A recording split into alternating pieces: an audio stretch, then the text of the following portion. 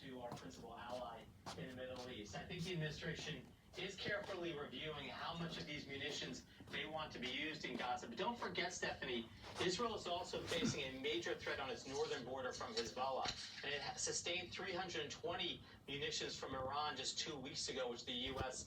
and a coalition helped defend. So, look, Israel is under attack from multiple angles. And I think the last thing that the U.S. wants to do is somehow telegraph to Hezbollah and to Iran that the U.S. is breaking with Israel, because that would only embolden them and potentially spark a wider war. I just want to add, Stephanie, that don't forget, there are 5 Americans still being held hostage in Gaza who we believe are alive, including Hersh Goldberg, Poland, and Keith Siegel, the 2 Americans who appeared last week in those proof of life videos.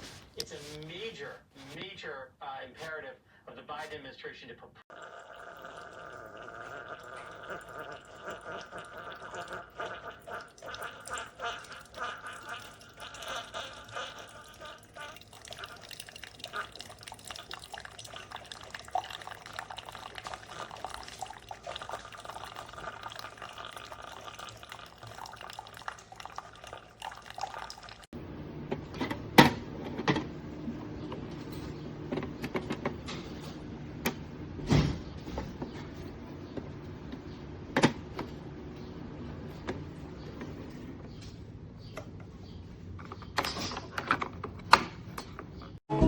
This is, excuse me, a damn fine cup of coffee.